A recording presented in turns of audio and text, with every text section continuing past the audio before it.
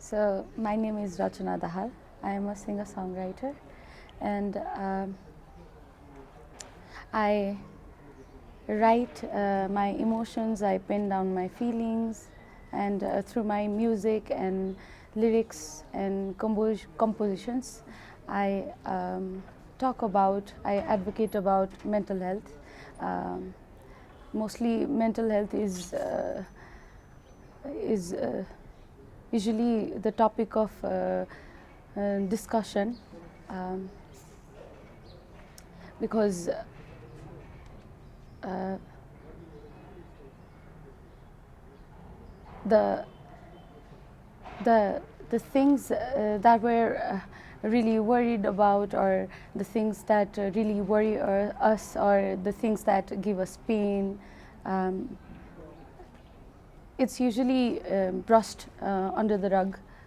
And I really like to get out there, talk about it, and not be afraid of the emotions that we're actually feeling. Usually people don't actually feel those feelings, and they held themselves, they hold back. That's why the emotions, they just come out in the wrong place, not in the right time. So to avoid doing that, and to avoid feeling that, we need music. That's why, like, I need music as well, and that's what helps me a lot. So yeah, I'm very passionate about, writing all these complicated emotions that we don't have actually words for. Yeah. You would say that people are like trying to hide when they have Yeah. mental, like not even illness, like mental health difficulties. Yeah. Okay?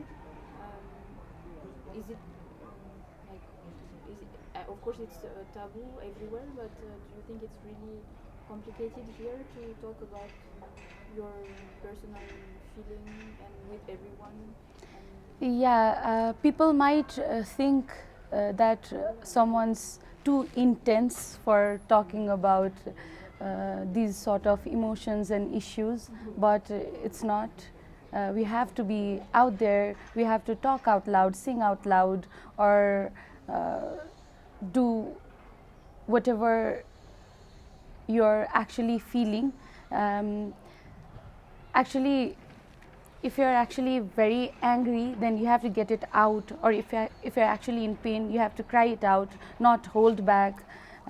If you hold back, then if someone holds back, if I hold back, then I get burst of emotions in the wrong place where we should not. I mean, it wouldn't feel good to um, to be very emotional in the wrong place, and that is your workplace, or somewhere that you should be very professional, you know. So feeling the right emotions in the right time is the key to having good mental health. That's what I feel. So And so music helps you to not heal but share your feelings. Yeah. And also, do you have a lot of people like that understand, like they can identify to your music and to your lyrics? Definitely people come to me, my listeners come to me, and they say that and my music, not me necessarily, but my music has helped them a lot. And it's not only them. I don't write for other people, I just write for myself. And all of us, you feel pain, I feel pain, you feel happy, I feel happy, and all of us, it's not only happiness or sadness, there's lots of other emotions as well. And those complicated emotions, we are wired to not feel that intense. And so many people and listeners, they listen to the music, and I talk about grief, I talk about anger, I talk about sexual assaults, I talk about, in my music of course, and through my music. And I advocate about mental health, I advocate about being emotional, and feeling those things, emotions. So people come to me and they say how they did not even realize that they should be feeling those things, and they did not even realize that music could be an outlet to feel and express those emotions. Yeah. And do you think that like music for you is a way to manage and to overcome maybe your emotions? Yeah. Have you been through any challenges in terms of mental health? It can be for you or for other people and people that you helped, or Yeah, there.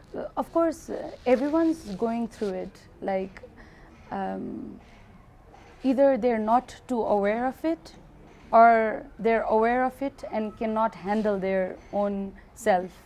That's what's wrong or going wrong in our very own self. And I have, of course, I also go through my personally first-hand experience. I've also gone through so many phases of my own recognizing my own self. Recognizing what I am feeling. I see musicians and listeners around me who are going through the same thing or similar thing or completely different emotion, but still they're trying to figure things out.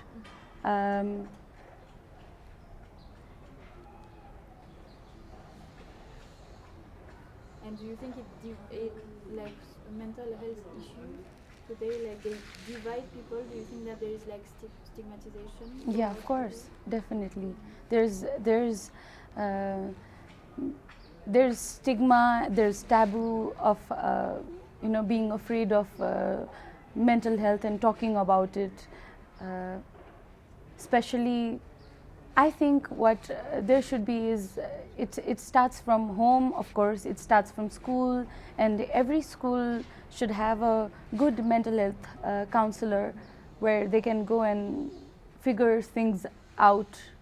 Because too many people, they don't even know that they're going through it.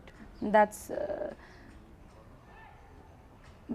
maybe the teachers of each and every school of Nepal, they can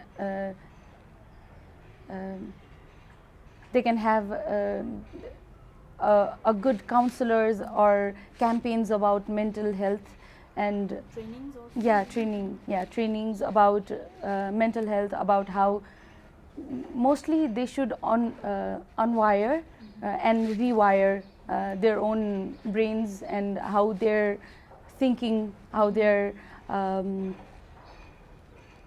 teaching the children. And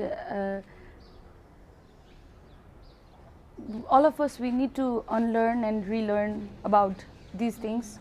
The teachers, they need training, the students, they need counseling, and that's the main way to go. First step is that public awareness. Yeah. You think that media have a huge role to play in this, like in awareness? Definitely. When we talk about media is in over here, I'm not talking globally. Over here in Nepal, the media mostly is all rainbows and sunshine, and thus we should. They're afraid to show the issues about mental health. We should be on your face and give all the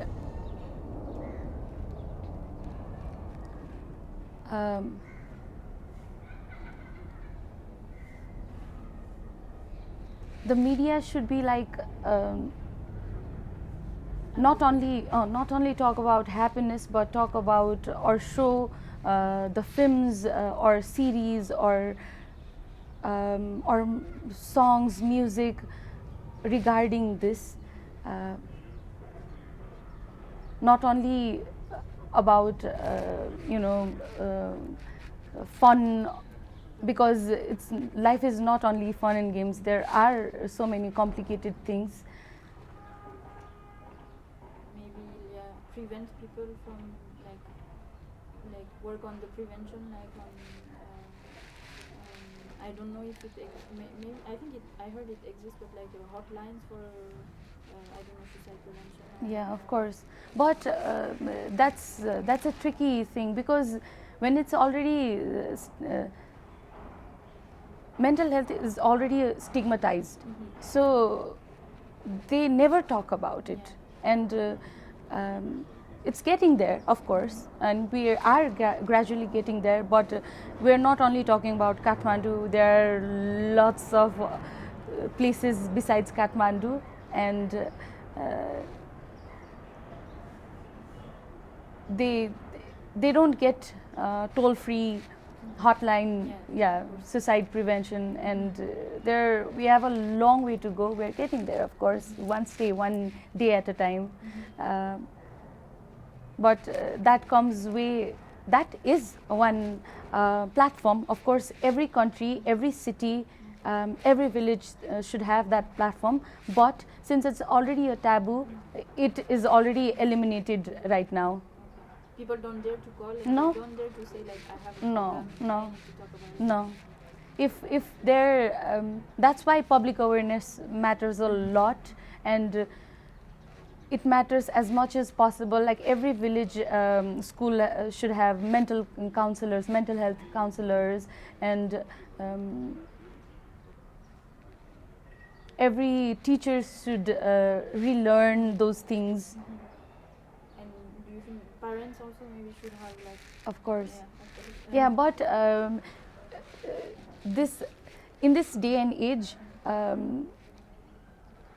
the mostly if you talk to parents, then the children are teaching the parent themselves, right? Because our educational pattern has been shifted significantly in the past few years. So in good schools where good education is provided in Kathmandu, in Lalitpur or in Bhaktapur, we're getting there, but these children, they go home and they teach parents instead. So maybe it starts from school, I think so, because school is, we spend most of the times in school, we have most memories in school, and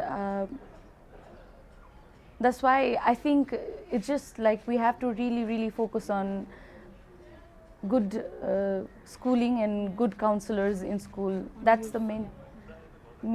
And even in my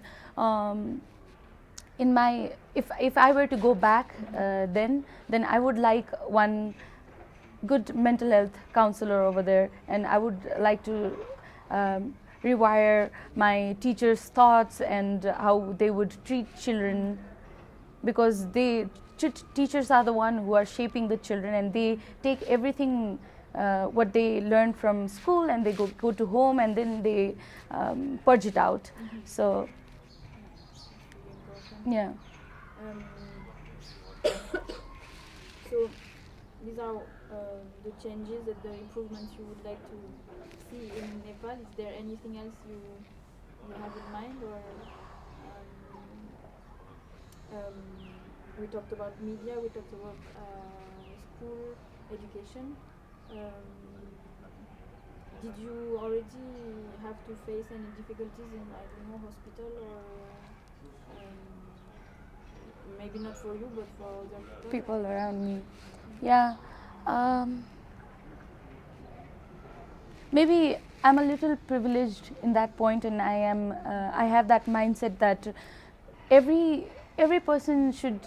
It's not the end of, it's not the end of the world if you are mentally unstable. It's not.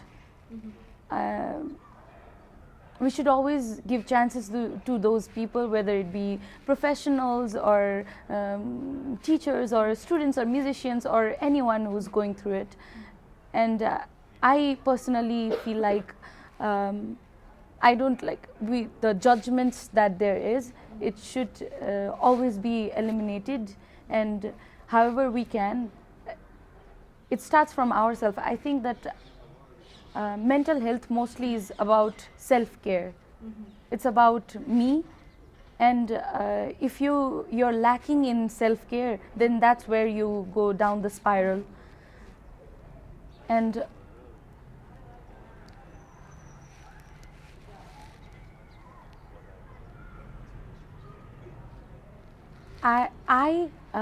in what I believe is I is God. What we think God is self.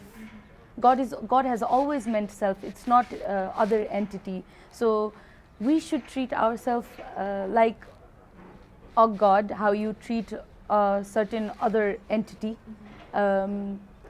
If because in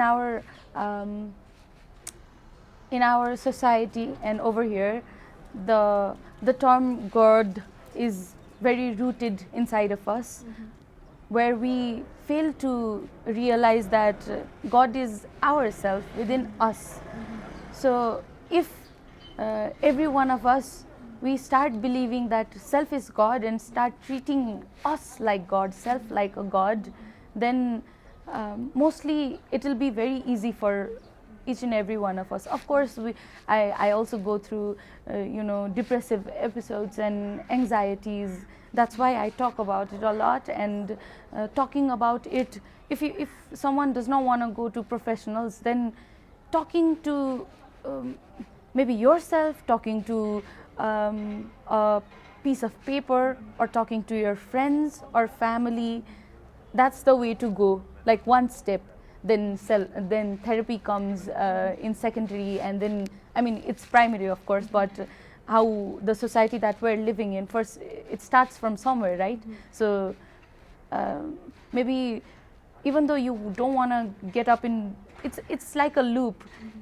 You're depressed, you don't want to get up from bed, you don't want to get up from bed because you're depressed. So it goes in loop. But if you really think God is somewhere, then God is you, and you wake up. For me, at times when I feel very depressed or anxious, I force myself to get ready and then be a little more organized, or a little more pretty, or I like taking care of myself, partaking in self-care, whether it be skincares or anything. And at times when I don't do that, I realize that I am actually not getting well from that. I'm actually going down from that, and the downhill is never good. So always we should realize that we should push ourselves and talk about those emotions, whether it be with your friend or family, your mom, dad. Be comfortable with whatever you're feeling, because no shame in the game. So that's the way to boost yourself and to break the circle also. Definitely. So yeah, that's a kind of advice to people who are going through this. Yeah. Do you have any advice, like something that motivated you when you were going through hard times? We don't necessarily need to term our condition anything. We just feel genuinely what we are feeling, and try to overcome the dark phases. Because what I believe in is when we're in a dark place, all we see is dark surrounding us, but there's no darkness without light. There's always a little bit of light over there. And then when we're in the light, we see lightness, light shining down on us, and darkness around us. But it's okay. There's always, like, the darkness and the light, it balances us, and life is all about that balancing. it's not about whether you're completely in the dark or completely in the night. Nobody is completely in the light. Like that's a misconception of life. Life is all about embracing the both and then navigating, because nobody gave us the brochure to life and we're just navigating it through. But talking and or singing or playing or writing, being creative, that helps a lot. That helped me a lot. And I would like to advise all the people who are going through mental health issues to push themselves to take care, to partake in self care, to think themselves as the highest entity that there is, and to be compassionate with ourselves, to be passionate about what you we always have a goal in life, or we're always passionate about something. So to never lose that passion, to always hold the ground and to always feel positive even though you're in dark phase. You have to always look at the light and say it's there, I'm getting there. So yeah.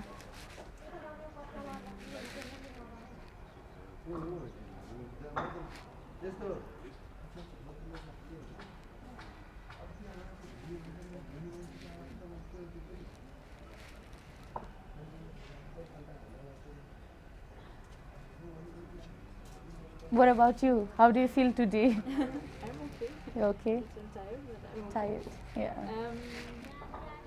I think I've been through all the questions I had. Do you want to add anything? Do you want to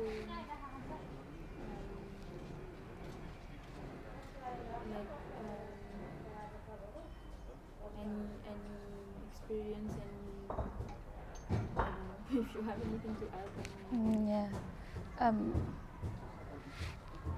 Specifically, there are like so many things that we all go through, and I don't want to go into my own life's specifics, but generally there are a lot of people around me who are very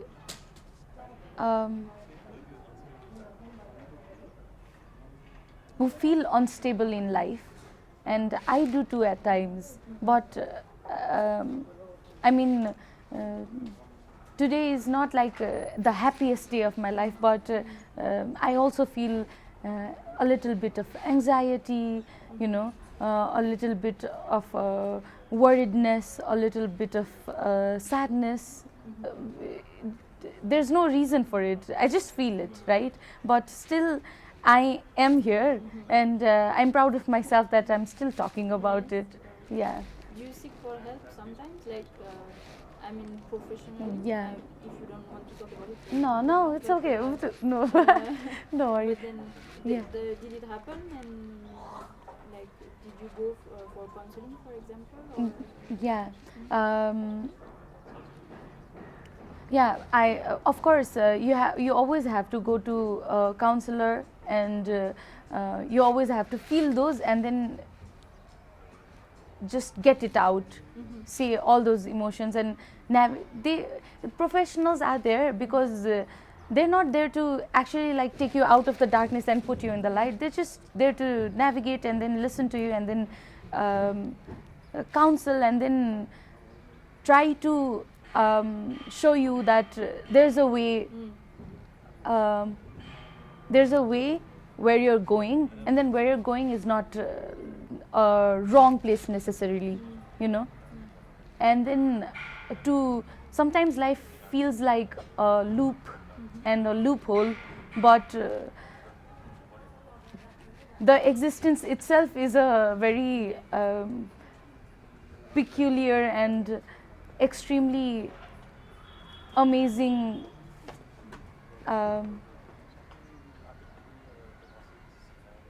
our whole entire existence over here, it feels like magic, of course, you know. And magic necessarily is not bad or good, or we don't have to be judgmental towards ourselves or the people around us that they're feeling this sort of, that they're too intense or that they're too sad or too depressed, you know. we just listen to them and try to help them, and they'll help themselves. That's why counselors are very important. And I also sometimes, when I feel, I don't go to them regularly, but it's not even it's not necessarily that we should go to counselors every time, but sometimes when you're feeling, it can be online, it can be physical. Sometimes you don't even have the energy to do physical counseling. That's why there are online helps and everything.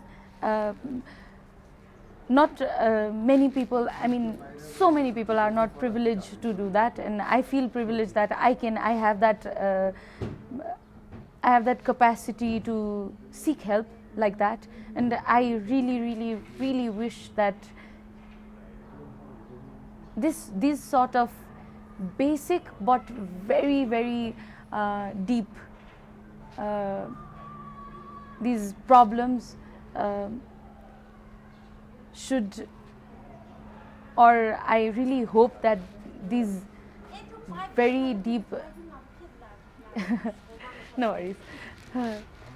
I feel like these very deep issues, I hope that they get resolved one by one, because we have, as I'm saying, like, I am privileged, you are privileged, but we go 1 hour from here or half an hour from here, we go to a drive, and then we get to a completely different world where they don't have that capacity or the privilege or the knowledge even to seek or know about all these matters. Yeah.